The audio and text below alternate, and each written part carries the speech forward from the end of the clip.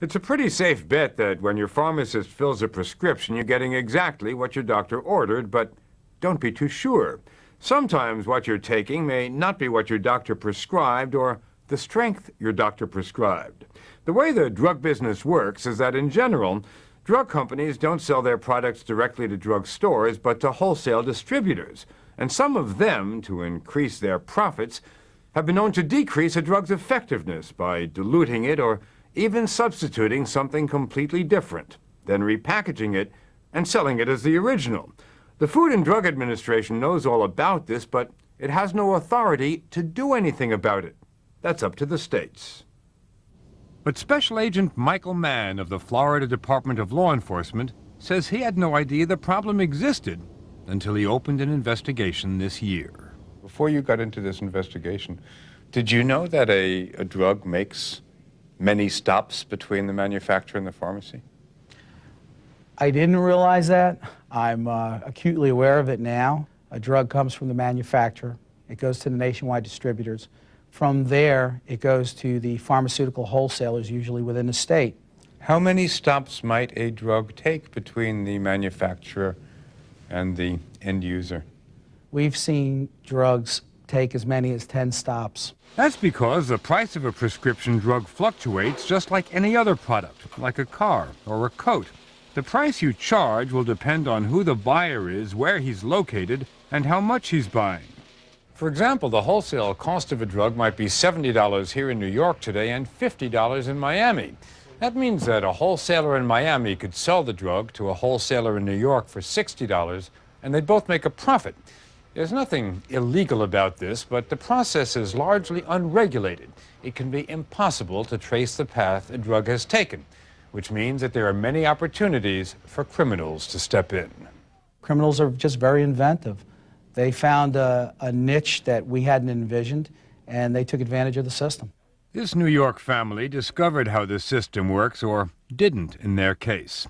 17-year-old Tim had a liver transplant last February. The operation was successful, and his family hoped he was on his way to a normal teenage life. Then, under doctor's orders, Tim's mother began giving him weekly injections of Epigen, a drug to raise his red blood cell count. Tell me what it was like getting these shots. It was painful going in, and maybe 6-7 hours later that night when I'm sleeping, I'd wake up in a cramp, my whole body, and I'd be crying and screaming. It absolutely rips your heart out because you watch your son in pain and you don't know what to do to stop it. And every week you gave him another injection. I did. This was given to me as legitimate medication that my son needed. And as every parent would, you do what you need to do. And every week, when it was time to get the shot, I would pray my mom would forget, so I wouldn't have to go through that pain at night. I would pray. Tim's doctors had never seen a reaction like that. But there was more. Tim's red cell count was not improving. Neither was Tim. Then 2 months after the treatment began, his mother got a chilling call from their pharmacy. The pharmacist said to me that, gee, I think we have a problem with giving this medication because we were just told that it was counterfeit. The font is the same? Mm-hmm. Everything's the same except the degree symbol. The real Epigen has a small degree symbol where it says store at 228 centigrade. The counterfeit is missing that symbol. Otherwise, the labels are indistinguishable. Tim, just because you're 17, I'm sure you're much better with a computer than the rest of us. How complicated a thing do you think it would be to make a label like that? Easy. Very easy. Could you do it? Probably. And it had never entered their minds that there could be something wrong with the drug. Epigen was made by Amgen, a well-known pharmaceutical company. The family bought it from CVS ProCare, a division of the CVS pharmacy chain. And it was distributed by AmerisourceBergen, one of the largest drug distribution companies in the country. But Tim's father says a representative from AmerisourceBergen admitted to him that the company sometimes buys medicine not just directly from the manufacturer, but from other drug wholesalers as well. And I said, well, where's the security in that? I said, do you know who you're buying from? Do you test it? And he said, well, there are safeguards, but obviously it wasn't enough in this case. And these are multi-billion-dollar companies. It's not that we're buying it from somebody making it out of their garage down the block. Nationally known drug company, nationally known distributor, nationally known pharmacy. Are you surprised that someone was able to tamper with your son's drug? I'm shocked. I can't believe it. Where are the safeguards? Who's watching the store? Apparently, nobody. The drug supply is completely unprotected. Catherine Eben is a freelance medical reporter who consulted with us on this story. She spent the last 5 months investigating the $140 billion drug distribution business for an upcoming article in Self magazine. All prescription drugs move through a basically unregulated gray market, which ranges from massive wholesale companies with pristine warehouses to back rooms with bare light bulbs. And somewhere along the line, the counterfeiting light bulb goes off where people say, all right, these drugs can't be traced, so why don't I make more money by turning one batch of drugs into 4?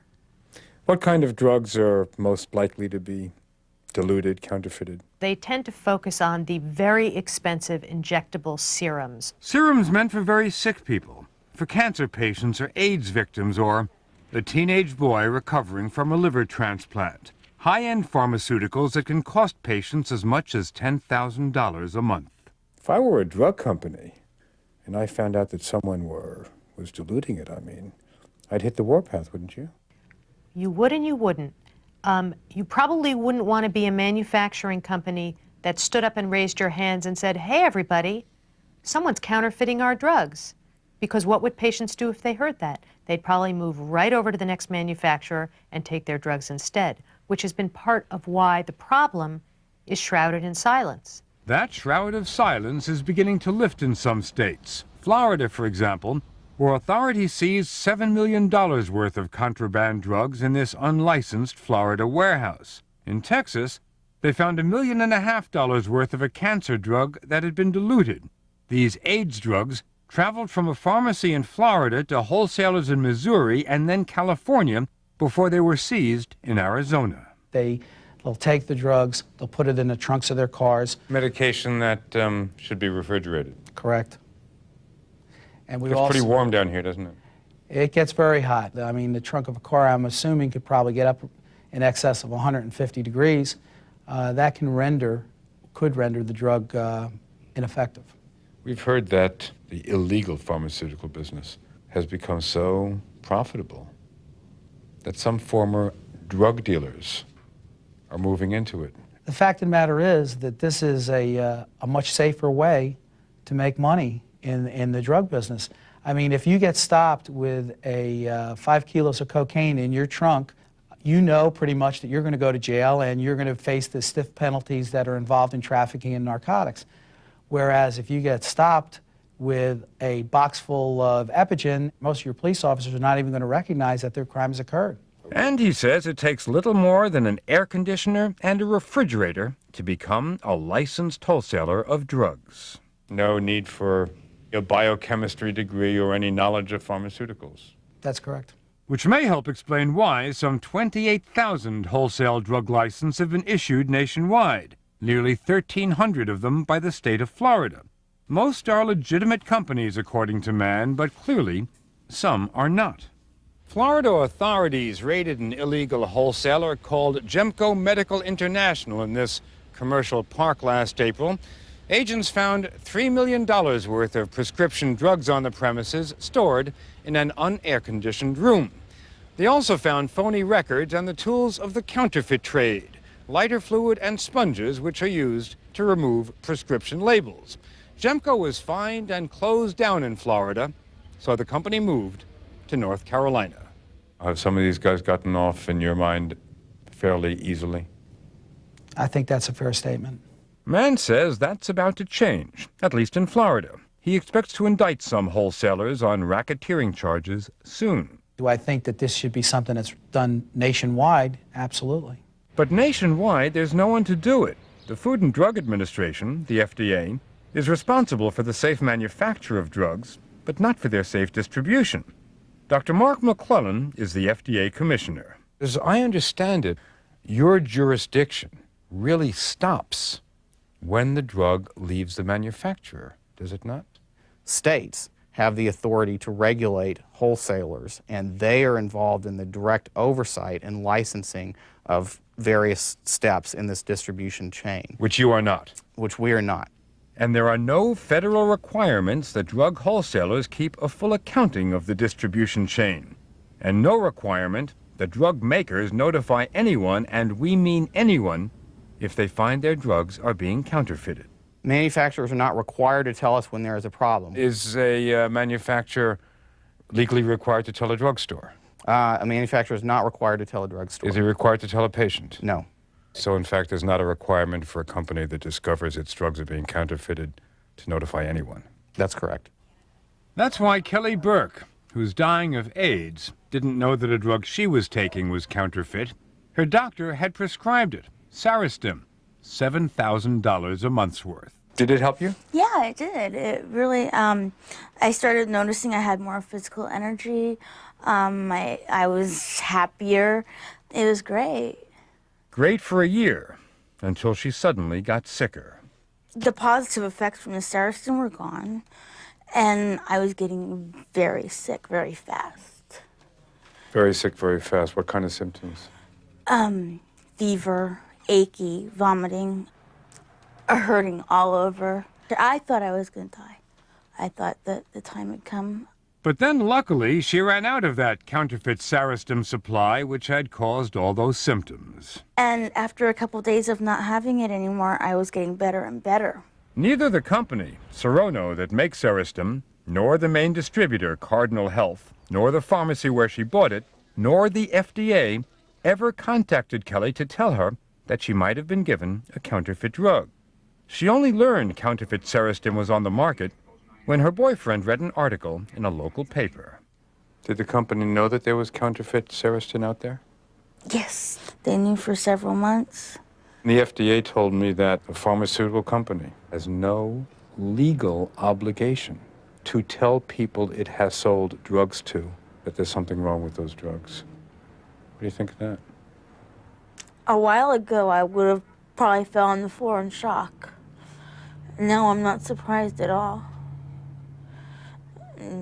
Pretty disgusted, but I'm not surprised. She tried to sue Serono, but the case never went to trial. Why not? Because I was told by my doctor that the fall court date, that I wouldn't live till then. So you ended up settling out of court. Yes. How much did you get? $1,000.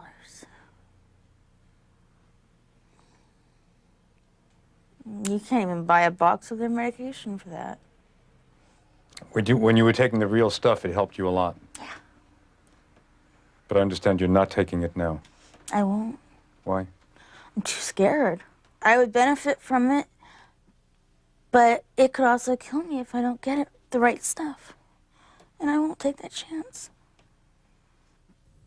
Serono now distributes Saristim directly to pharmacies, but that's just one drug. Health officials say what's needed is a requirement for wholesalers to keep a paper trail tracing the journey all drugs take from manufacturer to patient. In fact, 14 years ago, a law was passed requiring just that.